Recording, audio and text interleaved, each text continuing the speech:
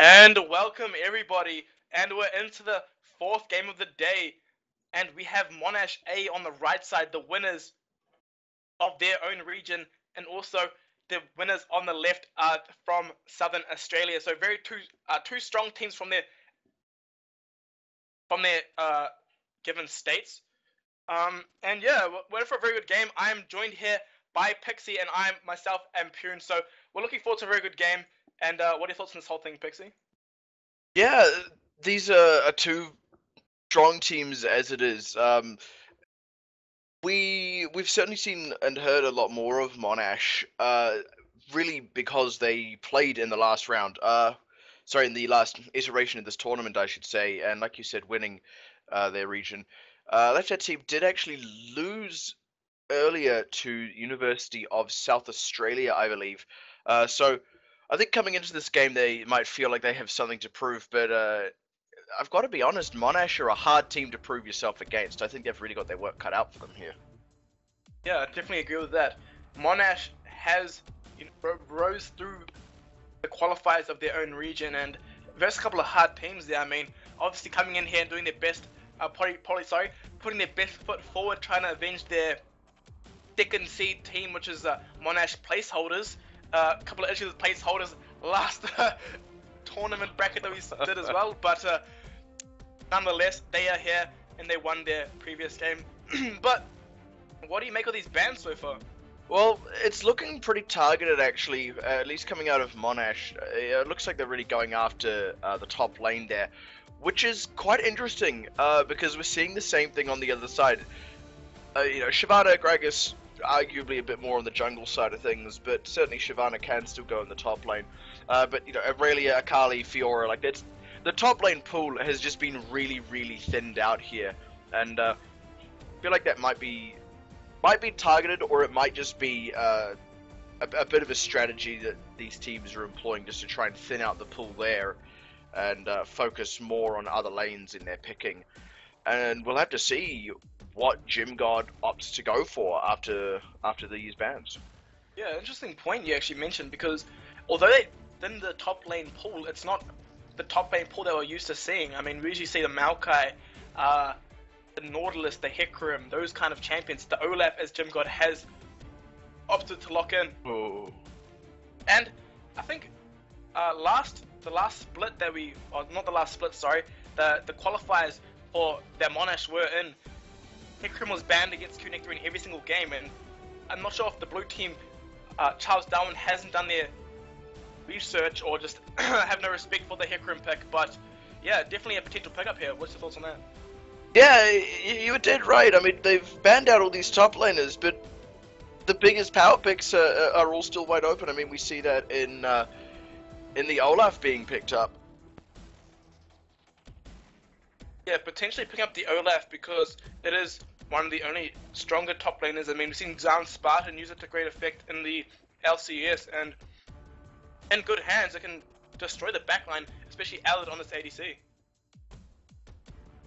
My apologies there, just had to mute my microphone to sneeze. I like the Vi here. I mean, we focused quite a bit on how the bans have fallen and the focus on the top lane, but I think it's worthwhile to actually just talk about this, what these teams have done to put together here. Given that we're getting into the second two picks now on the blue side, and I really like the Vi with the Olaf because they are two straight up brawlers. They love wading into fights and flying their fists around. It's really what they like doing. Not so sure how well the Twisted Fate complements that though. Generally, when you have the Vi there, you often want either a very mobile mid laner or often a very assassin-oriented mid laner. Someone who is ready to fight, ready to just get deep into the thick of it. Twisted Fate can sort of do that, but it's certainly not his most comfortable zone. Twisted Fate kind of like sitting back a bit more. He can deal some incredible amounts of damage, but he likes to be able to poke you a bit first, wear you down, maybe find picks, and maybe go in for sieges. That's more the Twisted Fate niche. So it'll be interesting to see how they round out the rest of this team comp and whether they're actually going for essentially just a very flexible pick comp, or if they are really looking for a hard team fight comp. But on the flip side of that, speaking of hard team fights, Braum, Skarner, and now Sivir locked in. What do you think of that, Poon? Yeah, Braum, Skarner, and Sivir, as you mentioned, Skarner, one of the Juggernaut champions that have been recently changed, so those pillars do so much work for him in the jungle. I mean, it goes 150% attack speed, sorry, and also movement speed bonuses in those zones, so around the blue buff, around those wolves, around the red buff, around the wraiths, and very, very strong. Now, I mean, Skarner's stats as a recent solo queue has 60% win rate across the board, and that's so high. I mean, maybe Riot need to tone that back, hopefully in the next patch before Worlds, because I'd rather not see Skarner, you know, Mordekaiser, those kind of champs running around in the Rift than, you know, getting some low elo people inspired and start popping up in all my solo queue games. But yeah, definitely a very good strong pickup. We have the Braum Yasuo combination for the knock-up into the ult there. And also Sivir, a very, very good champion with Skarner, because she can speed the Skarner up into, you know, a very, very good ult there by Skarner. So a lot of soft synergies there. I mean, if Skarner can impale one of the carriers, which would be Xenomorph obviously on that vein, and maybe Swag King on Twisted Fate, it's going to be very, very hard for the side of Charles Darwin to kind of claw back. Yeah, I think that's a really good point. And word about the block is that Skarner is going to be a little bit tuned back, but in any case, these teams have to deal with how he is in his current live state, and I think that's going to pose a bit of a challenge for Charles Darwin. I mean, as it is, like I said before, there's the challenge of just straight up going up against Monash. They're a consistent team. They're one of the best teams in this tournament, and they've got a really good track record. Charles Darwin have had a bit of a shakier run so far this tournament. That being said, I kind of like how they've brought out this team comp. It's definitely very pick oriented, and when you're comparing that to Monash, there's no two ways about it. Monash have the real hard team fight comp, which is interesting given that Charles Darwin have that Olaf and Vi, but they, you know, those two champions can suit that pick very nicely anyway. And when you look at how this pick comp works, it's a lot of high damage and a lot of quick damage with a little bit of flexibility in a team fight. So it's not like they have to constantly pick. It's like they can get a pick, and in the right kind of circumstances, they can actually just pile on, keep the momentum going, keep chipping away at champions, and turn one pick into an ace if the retaliation comes from Monash. And that really comes through in the form of the Vayne there, who, you know, once Vayne is on someone, that's it, they're probably going to die. And then you've got Lulu with, you know, the slowdown on enemy, speed up on herself. A lot of potential to chase down enemies. There's a surprising amount of speed that can come out of that.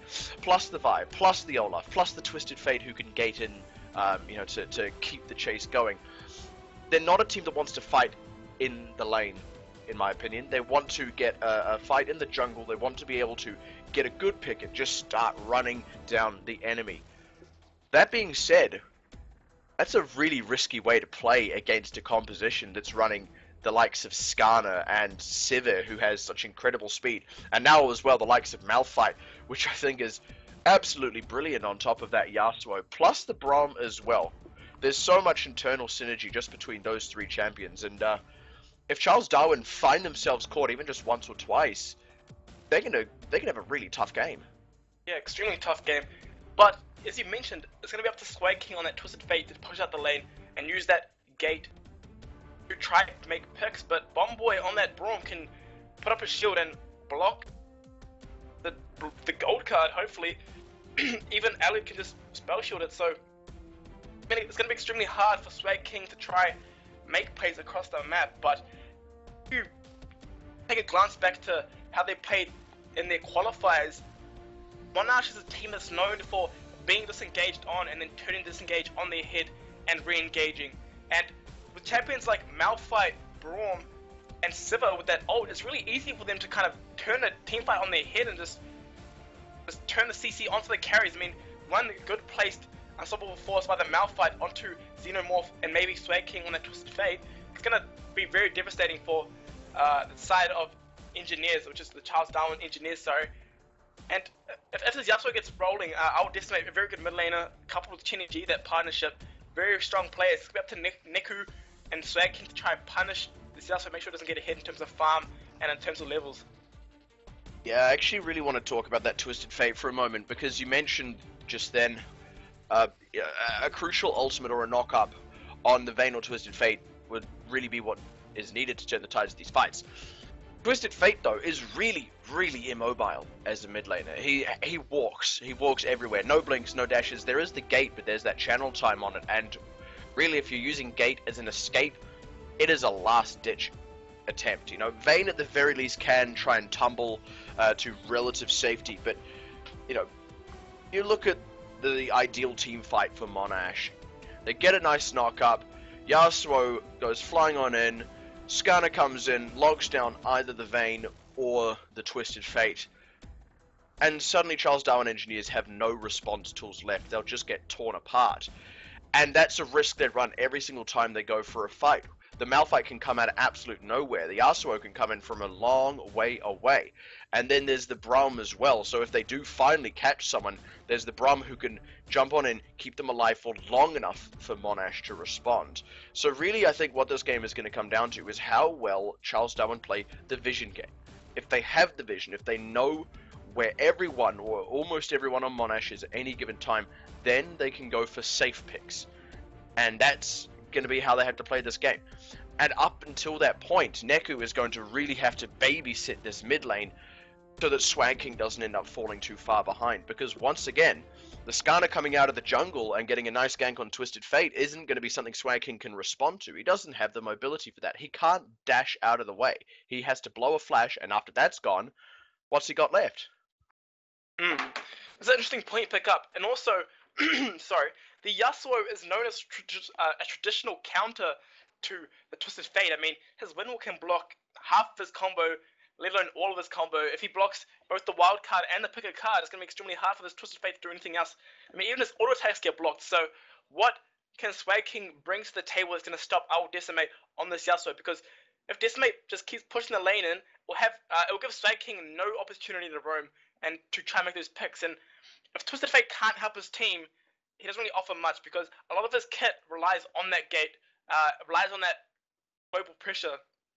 But as I mentioned, that it's very easy for Swag King, if he opts for that early boots of lucidity into home guys just to gank from base because so much movement speed there.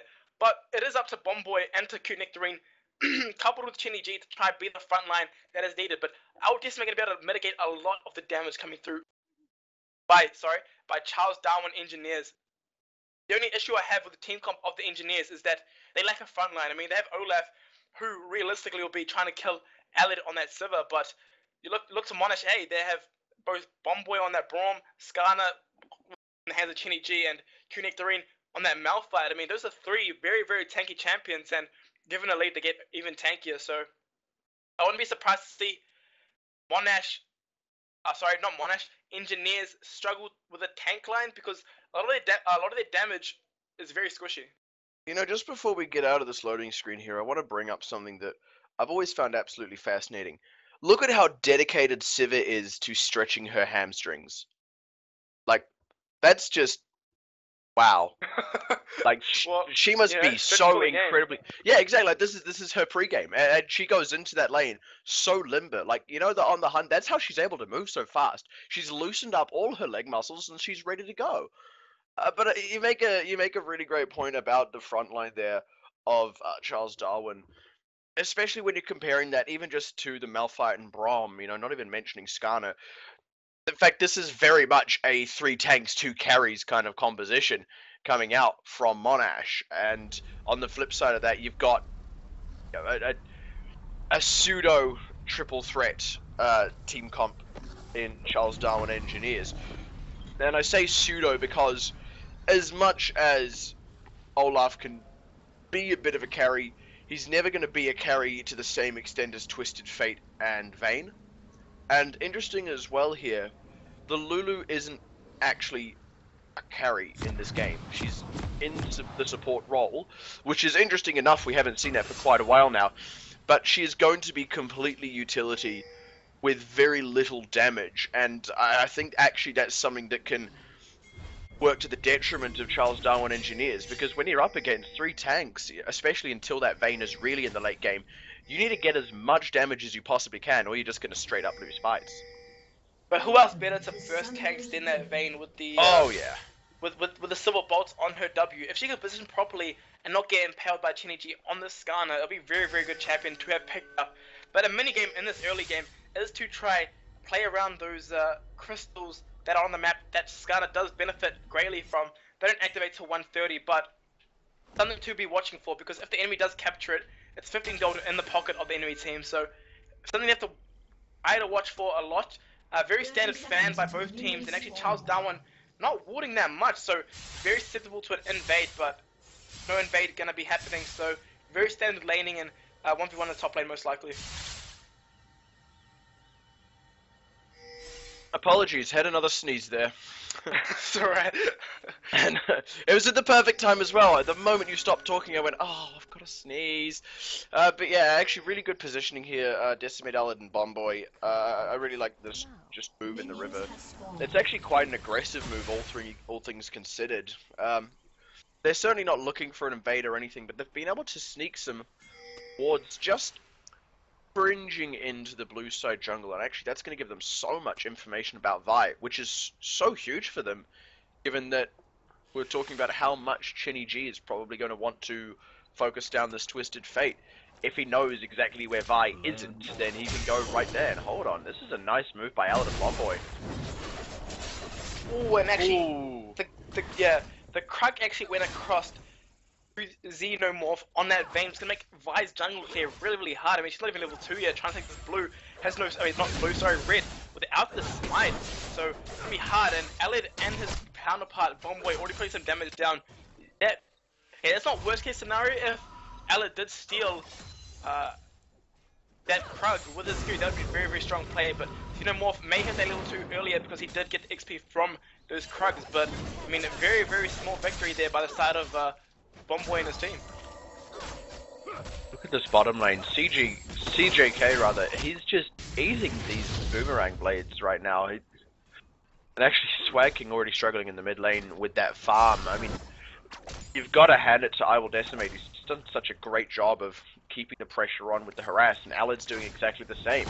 And this is really the early game that they're wanting to play. That's why it's so crucial to have that vision on Vi, because Vi has to play a reactionary game here. Wherever Monash's pressure is biggest, Vi needs to turn up to alleviate it. So if they know that Vi is coming, they can take their foot off the gas pedal real quick, basically waste Vi's time. And hold on, Chenny G up in the top lane on Gym God. Yeah, Genki going down on by Chenny G, but Gym God is going to turn around onto Kunik Ring. Kunik Ring taking down very low, but Gym God going to flash away. Chenny G going to do his best job trying to keep him CC'd up, but the flash may be enough here. Chenny G going to try his best and does get away. Gym God actually turns around, but Chenny G misses the E. And might get turned on here. Gym God looking for the kill and doesn't get knifed. And does get the first blood onto Chenny G. The passive of Olaf just life stealing so much, coupled with this W. I mean, that was so much damage out of nowhere. Yeah, I mean, but a mistake staying in lane. Why? Oh dear. But that was just so great. I mean, even when we saw Chenny G coming up to that top lane, Gym God just kept his calm and turned around and kept rolling down with Cute Nectarine. Actually forced Cute Nectarine out of that situation, then isolated Chenny G. Knew he could turn on him with the Ignite, and just followed through. There was no two ways about it. He just knew the limits of his champion. Yeah, and a lot of back and forth going down in the bot lane, but, you know, just a bit of friendly harass. And mid lane, I mean, there's already a big farm differential between I Will Decimate and Swag King. I mean, it's only 20 CS. Swag King just can't even get close to his minions. Like I was saying, it's the pressure lanes that Monash are looking to play, and I Will Decimate on Yasuo is so good at that as well. Look at Swag King, no mana, very little health. Actually, I Will Decimate, he wants to go for it. Takes maybe a few too many turret shots, but even so, forced Swag King out of lane, and now he still gets to pick up more and more minions. Swag King is really, really hurting. Yeah, Swag King not in the position he wants to be at this early in the game. A little bit of condemn going down, Chenny G looking for a gank. Skarner in the bottom lane. Very, very good gank there, but, not a gank, sorry. Very, very good Q there by the Braum, but not being able to translate it to much because Skarner did go through the river and was a bit too slow. Could have been pretty down in levels as well, only level 3 at this point. Couldn't doing there a bit of back and forth, then for that Pain Vest from the top lane, but gonna farm it away, try to deny as much as possible. But yeah, Chenny G doing his best job at trying to gank the lanes, trying to get the lanes ahead. That was An interesting gank, all things considered. I mean, like you said, went through the river. That's quite a slow way for the Skarner to go, especially when he has no flash. The flash was burned by Vayne though, which means Chenigi could well look to make another pass once he gets his level 6. That's a little while away still. Oh, CJK might be in trouble here. Actually, Xenomorph might be in trouble too. They're really low into the turret. There was so much damage coming across using that concussive blow and the winter spite onto the CJK, sorry. And yeah, Alid and Bombway knowing the limits of their champions and doing so much damage. I mean, there's already a 20 farm differential in this lane, and Vayne known as one of the counters to Sivir actually, so quite surprising to see that Alid is this far up in this lane. Chenigi looking toward the mid lane. Oh. Ultimate has the flash. Waking looked like he sniffed it out though. Stun card there. A bit too late. Yeah, I mean, the wind wall not blocking the stun card, but stunning the wrong target. Chenigi just picking up the kill on the back end of that, and Skarner, something they don't mind getting ahead, because when Skarner gets ahead, he does so much damage and has so much health. And that's exactly what we were talking about with Twisted Fate having no escapes. He'd already burned the flash. There's no way he can get out from under Yasuo. Yasuo is just too mobile.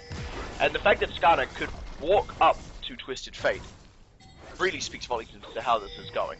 It's just getting harder and harder and harder for Swag King, and really at this point they just need to send him to another lane, try and get some farm on him, and maybe even try and play a more rotational style game just to alleviate some of the Monash pressure, maybe punish them for these hard pushing lanes by grouping up a bit.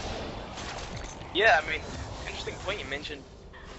Swag King 1/5 of the farm of his counterpart out decimate, and taking that turret down to almost half health, not even more than half health, and actually a bit of damage going on the top lane. Demgod looking towards trying to kill Q Nectarine, but he's gonna back off there and farm away, but they actually might find Neku here in her own jungle. Whoa! Out decimate there to fight. That's aggressive. Actually a kill going down like Q Nectarine on the Demgod, and it might kill Neku here. Nekusia got completely caught out of position there, just in the top side of his own jungle, did not respect the vision.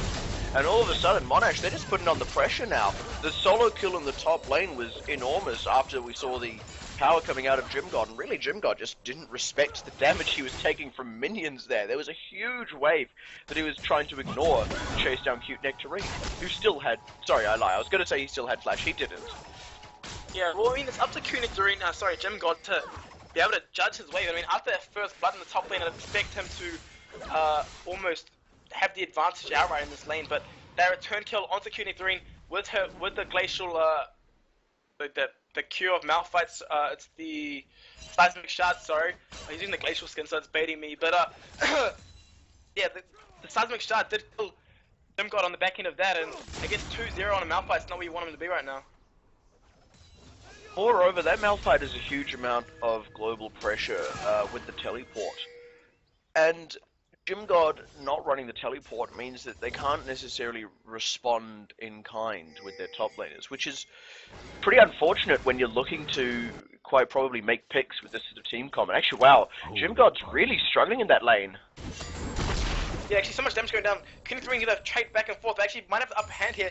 His unstoppable force is not up, so there won't be a kill coming across. JK and Swag King gonna both clear this pink away, trying to re-establish some vision of their own jungle, because Monash is doing a very good job of trying to get some deep vision into their jungle and try to poke them out of this game, essentially. A little bit of back and forth. Gymgod is gonna pot up and does have that the Bilgewater Cutlass for a bit of lifesteal there, but still getting harassed in this lane and not really going the way I expected it to go. CJK tries something a little bit sneaky there. Sat on top of a pink ward. Oh, Gymgod, blown up. That's the second solo kill there for Cute Nectarine, and his third kill all up. Yeah, Gymgod is getting popped and not respecting the damage that's coming from. Oh, the bottom lane though. Chenigi was impaled here, drags Xenomorph out of safety, and they may very well die for CJK right now. Flashes away, but they still might go further and know they opt for the turret and just push this wave in. But that was a very, very good play there by Chenigi and there to help the team. I would just make it, she can die at Swag King right here, and does all in, misses the Q slightly, but go down, and he does kill, he kills Decimate on the back end of that. Tanked one too many turret hits there, actually. Punished, maybe getting a little bit greedy there, a little bit over-aggressive. In any case, he brought Swag King low enough that you can imagine I Will Decimate is going to feel pretty confident going for those sorts of plays again as the game goes further and further along. Has got that static shiv already. Now the Dragon as well coming out for Monash. They're at the point of the game, they've cleared the bottom turret, they want to start grouping up and basically getting their siege on. They know that Swag King is behind, they know that I'm God is a little bit behind as well.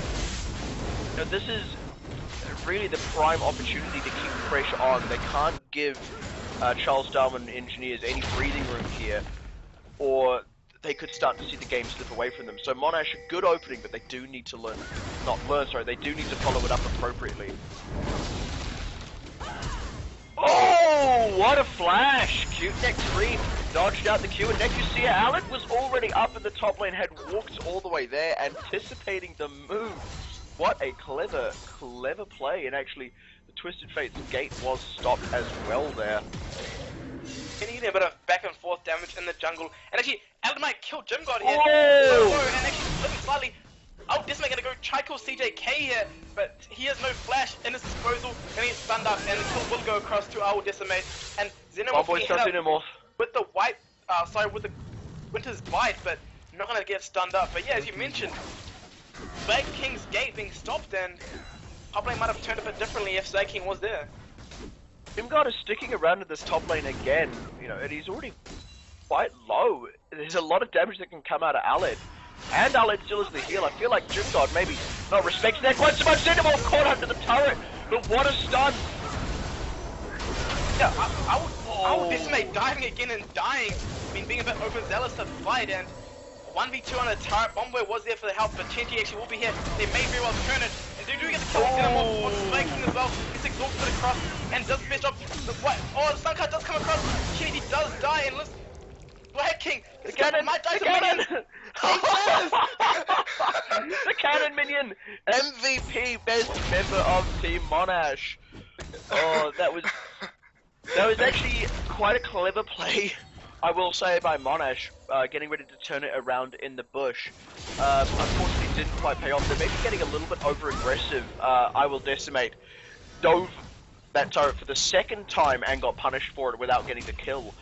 So maybe Monash need to curb their enthusiasm here a little bit. That being said, they're a little bit over 7k gold in the lead. They've all but won each of their lanes right now. In fact, setting Aled up top to deal with Jimgod is really telling. The fact that he can brawl with the Olaf really comfortably speaks volumes as to how that bottom lane went.